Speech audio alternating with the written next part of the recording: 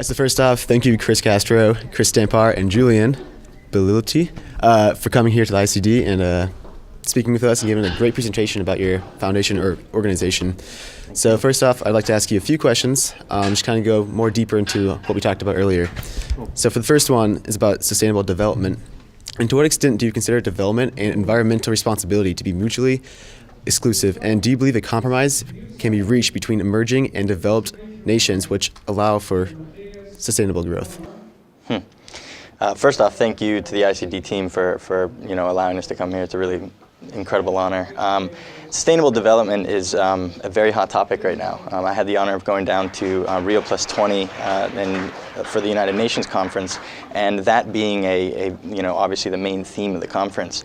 I personally believe that development and environmental responsibility should not be exclusive at all. I think that it should be an inclusive program to where we are trying to develop these nations and baseline shift these emerging nations using technologies that obviously are not harming the environment, but also development methods that allow for more sustainable, vibrant communities, being able to develop cities in models that allow for public transportation, walkable communities, and just a healthier lifestyle. And I feel that, especially in the United States, we see a lot of this urban sprawl development, where we'll go into a city and literally, completely just sprawl it out.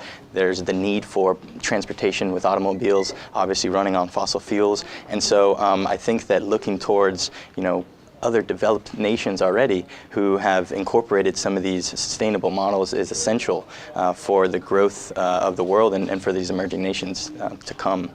As far as the compromise reaching between emerging and developed nations, I think that it's imperative that both of them work together. We saw that during the Doha climate talks at the United Nations, that there was this major topic of loss and damage, and the repercussions that are coming from climate change, right? And the ability for us to actually help solve it by getting these developed nations to financially help out these emerging countries. And I think that that's crucially important. It's something that wasn't solved at the Doha climate talks, but I think should be investigated further and incorporated much further. No, on that point, I think Chris nailed that, but one of the really interesting things that he said was that sustainable development and environmental sustainable, or rather development and economic growth and sustainable development shouldn't be mutually exclusive, right? But that's the key word there, is shouldn't. I think right now they are in the public eye, and in terms of government policies, they are, operationally mutually exclusive right now. And only in the past few years, I would say, is really when we've started to see this convergence via social entrepreneurship and incubation, like we talked about earlier, is when we're starting to see this merging take place. So that's really like the goal, right? That these should not be considered mutually exclusive, but right now that's kind of like the uphill battle that we're fighting. And yeah, he's absolutely right in terms of emerging and developed nations. We really don't have a choice. We have to bridge that gap between the North and the South. And especially, I was really glad some people in a talk yesterday, I think, sort of brought up the notion of climate justice, right? Particularly in the issue of climate change, but this affects a lot of other issues as well, in that the developed world doesn't feel the effects of its actions nearly to the extent that the developing world does. And there is no mechanism to sort of handle that inequality, right? And that's something that is it's starting to get very much recognized within the environmental movement, that this climate justice is legitimate and something that needs to be focused on, but I think it's totally unknown to the general public right now. And that's something that we need to educate about. And I feel like both Chris has definitely tackled both of the subjects very well. Just a small thing I would like to add is I feel like that as developed nations, or as living in a developed nation, I feel like we need to be influencing the emerging countries with all of the existing best practices that we have implemented already. And we need to have more political leaders actually going to these emerging countries and actually showing them exactly what we have done, exactly how it worked, and even showing them different processes that can actually work within their areas and regions. And to add value to that, there's an incredible example where you're seeing these countries such as Mexico, instead of installing an infrastructure for telephone lines, right, they're baseline shifting their society to literally put a cell phone tower and everybody get mobile, right? And there's an opportunity for us to copy and mimic that in terms of energy, in terms of water, in terms of sustainable agriculture. And so we, in the developed world, really have an opportunity to create a model and help these emerging countries to develop in a more sustainable way. Hey, great, thank you guys. So the next one, how much can the civil society influence pretty much a climate change negotiation? How can we be involved and put pressure on the climate change negotiations, and what can we do pretty much to put pressure and convince these unelected representatives of these companies to react in a environmentally responsible manner? Yeah, well, this is something that I'm particularly interested in. I do a lot of work with the United Nations and as a member of civil society, essentially. And so one of the things that I've seen is that we have had some progress in terms of the United Nations actually providing opportunities for civil society to be engaged. There's no question about that. They've done quite a good job at that, right? There's a lot of stakeholder forums and a lot of events, both online and in person, and meetings and conferences where we can go and they listen to exactly what we have to say. We formulate it into different outcome documents that feed right into the higher levels of the United Nations in these conferences, and that's great. But the problem is that the next step is we need to have civil society directly involved in the actual policy making. So for instance, in Rio, I was there just after Chris was for the Rio 20 event, and civil society, while they had a role, was completely shut out of the actual negotiations that were taking place. We weren't even allowed in the room, and if we were, you couldn't talk, you couldn't, do anything basically. And that's sort of like the last hurdle. But and that's a big one though, right? Because the governments and the politicians are very sort of like sensitive about who has that power to actually write the legislation, so to speak. And so that's a big hurdle, but that's sort of like the next big step in actually getting, and once we get there, then we can really have some significant influence. But we do already, there's no question about it. We are very readily recognized by the UN system, but they do need to take us more seriously and go that next step by really showing us that what we say matters in terms of actually shaping policy. Yeah, and the UN just recently elected an envoy for the youth for Secretary General Ban Ki-moon, and so this is an incredible step forward to add value to what Chris is saying, because what we see moving forward into the future, hopefully, is that these heads of states, right, representing their countries, will hopefully have some type of youth representation in those negotiations as well. Maybe a youth United Nations, so to speak, to where literally our perspective is being considered, at least at that level. I think also civil society plays a huge role in working together to build partnerships, networks, and coalitions to really address and move forward a lot of what these heads of states are trying to do, right? I don't think that the United Nations will ever kind of make a systemic change based off of these negotiations in Rio or in Doha. I think that what's going to happen is civil society's involvement is going to take some of these best practices that are coming out, some of these ideas, and then implement them back in their community and work with other partners and other coalitions in order to do that. And so that's critical that we're involved in that process, because the amount of partnerships we made in Rio, it was unprecedented. I mean, we literally expanded so much around the world because of that, and we look forward to continuing that involvement. So I think they couldn't have said it any better. Yeah, thanks again for that. So the next one, your organization, Ideas for Us, is a youth-led initiative. And so what do you think, how important is the youth for the future of being sustainable and everything? So, I ended off with this quote in our lecture, but I often say youth are 50% of our population today, but they're 100% of the future. And oftentimes we kind of put that to the wayside and we don't really acknowledge what that statement actually means. But youth have an incredible opportunity to be creative and to be to funnel our passion into actually creating systemic change. And I don't think there's another age bracket or generation that could really affect our world the way that we need it to be affected today. So, our focus predominantly is at the K through 12 and university level, and really incubating the next generations, the young minds who, potentially have the solutions to a lot of the challenges that we're facing. And I think that that's incubating them and providing them with resources and really nurturing their growth is critical for the future of this planet.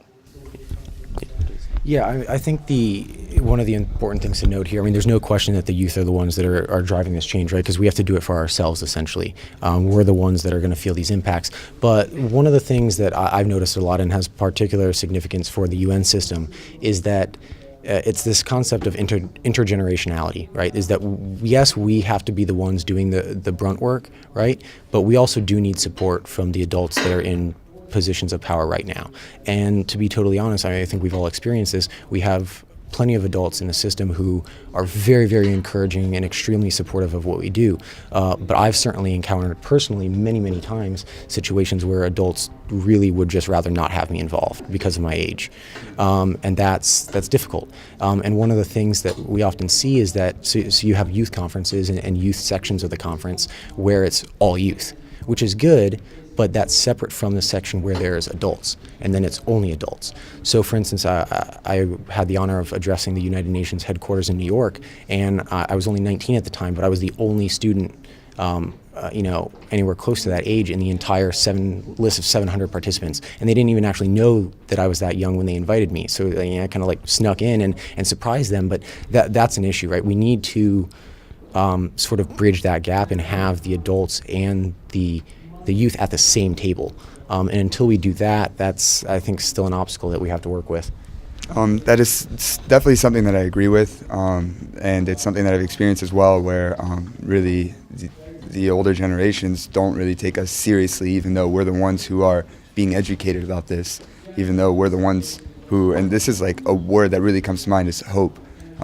We are the generation of hope. We are the generation of the future. And I really feel like the older generations definitely need to take advantage of that and really listen to what we have to say and really start implementing all the actions that we ask for. Yeah, and the term youth is interesting. We mentioned it in our presentation as well. I firmly believe that the term youth isn't determined by how old you are.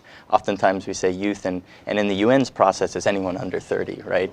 But this concept of youth really, foundationally, it's down to the passion and dedication that somebody has, right? The determination to make a difference. And I think that can be anywhere between somebody who's 10 years old all the way to somebody who's 50 and is still youth at heart and youth at mind and somebody who wants to progress something. So youth and young people are incredibly important, but as you mentioned, Chris, it's critical that we have kind of a multi-generational approach to these solutions. I completely agree with everything you guys said, and it's very good. So last one, how can cultural diplomacy be used to pretty much exchange cultural ideas and best practices to help promote sustainability to promote sustainability to the governments and corporations? So I'm going to turn this over to Chris Stampar. He's our international director and has a lot to say. Yeah, so we sort of had an interesting epiphany this weekend when we got here, right? Because we've never really, this was the first time that we were involved with the Institute for Cultural Diplomacy. And I think for our time and ideas, we've been practicing cultural diplomacy, but we didn't really know it, right? We never really sort of labeled it that way. So then when we heard Mark and some of the other people talking about the importance of cultural diplomacy, it hit us last night. We're preparing for our presentation. We go, wait a second, that's exactly what we're doing when we're hanging out with our friends at these conferences, whether or not it's just we go to grab a drink after work, or we're hanging out during the conferences, or we talk on Facebook, a couple months later, and stay in contact. That's where we learn so much. Yeah. And so many, all of the expansion that we've had internationally is due to our time at these conferences. That's where we meet these kids, we hear about each other, we share these connections with one another, and we learn so much. I really don't know how to put into words what that sort of experience is like. And that is, cultural diplomacy in action. It's creating trust and relationships between people around the world, between different cultures. And one of the things that we sort of realized in sort of our action-oriented approach is that that mutual relationship is what provides a conduit for action. That's what allows that action to actually take place and be implemented.